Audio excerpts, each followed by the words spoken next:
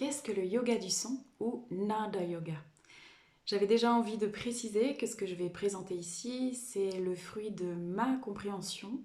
Donc ce n'est pas une vérité universelle et absolue, je ne sais même pas si ça existe vraiment, une chose comme ça. Mais en tout cas, c'est mon point de vue à moi, donc ça peut être questionné et débattu sans aucun problème.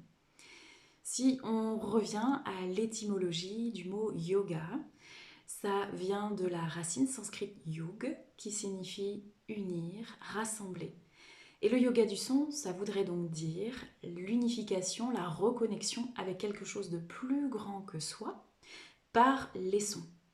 Plus grand que soi pouvant vouloir dire principe divin, pouvant vouloir dire univers, énergie, Dieu ou même la nature.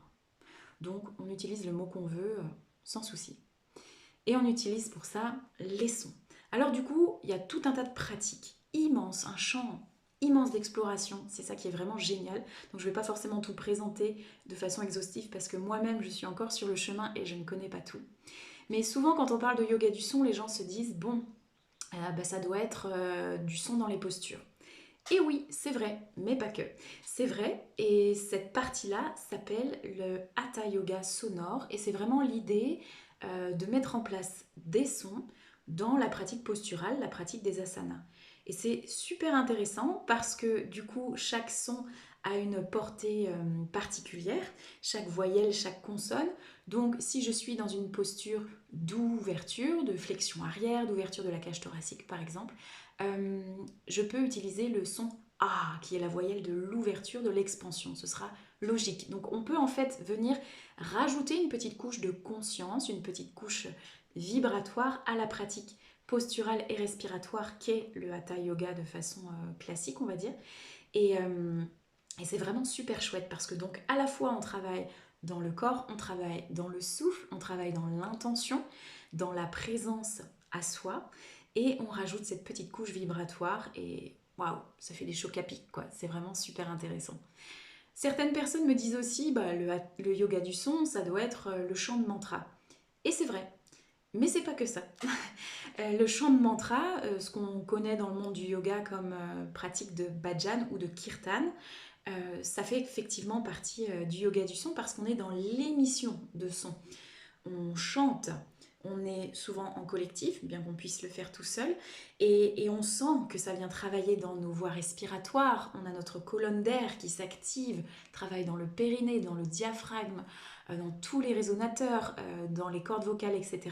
On est dans l'émission du son, c'est-à-dire que le son nous parcourt et on donne à entendre notre voix. Et ça, c'est super intéressant à expérimenter.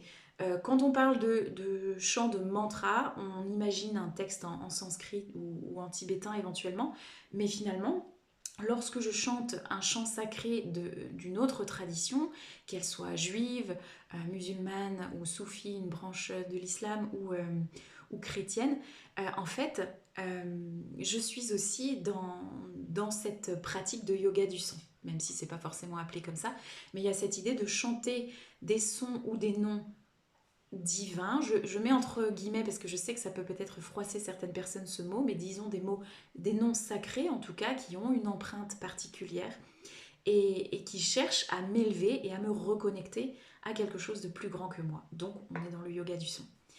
La prière peut être aussi considérée comme une pratique de yoga du son.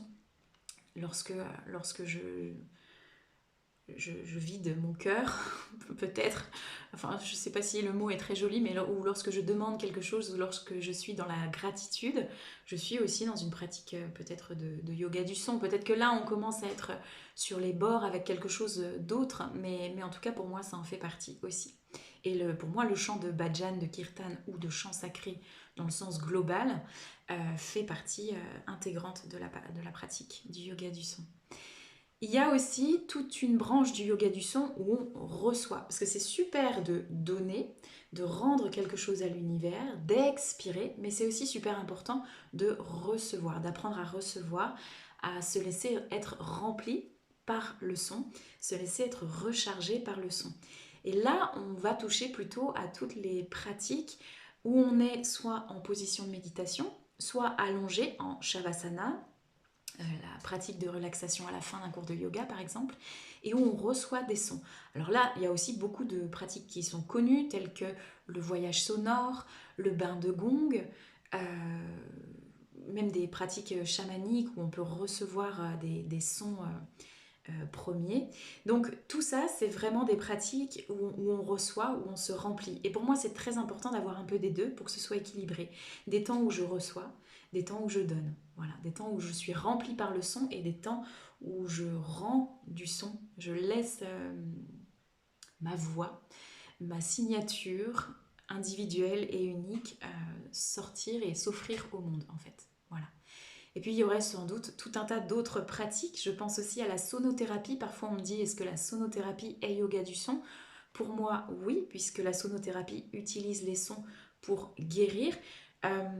Finalement moi je me dis que toute pratique sonore vient guérir quelque chose, puisque on l'a vu, le son il vient avoir une résonance particulière en fonction du choix de la consonne ou de la voyelle dans des espaces particuliers du son. Donc toute pratique sonore vient permettre de s'oxygéner profondément, vient permettre d'activer tout un tas de choses merveilleuses dans le corps, permet aussi de concentrer son esprit, c'est un outil de concentration.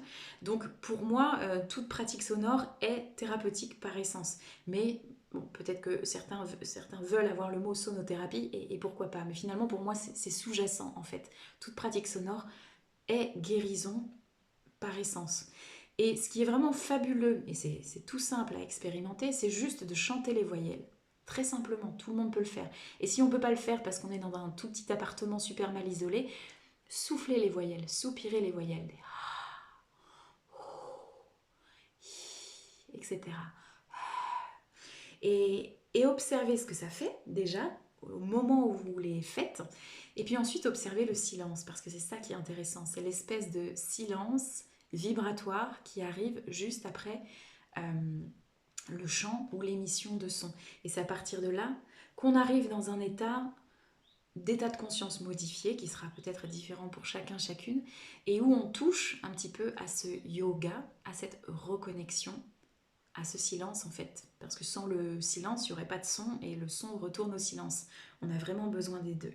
C'est aussi pour ça que dans la pratique de yoga du son, on peut faire les sons avec la voix, c'est super intéressant, mais on peut aussi simplement les souffler, et à force de pratique, peut-être on peut même juste les intérioriser. Entendre la vibration du son à l'intérieur. Donc faire cet ordre-là, commencer par les chanter avec la voix, puis les souffler, puis les intérioriser et sentir la différence de présence, de texture, que ce soit dans la perception intérieure, dans la perception des pensées, des émotions, dans la perception de son champ vibratoire aussi, si on y est sensible. Et, et voilà, enfin, bref, on pourrait encore en parler pendant super longtemps. Moi, c'est vraiment un sujet qui me passionne, vous l'aurez compris. Et donc, en tout cas, je vous souhaite une bonne pratique, ne serait-ce que par ces simples voyelles, chanter, souffler et intérioriser. Et je reviendrai avec plus de choses à expérimenter. Voilà, très bonne pratique et à bientôt.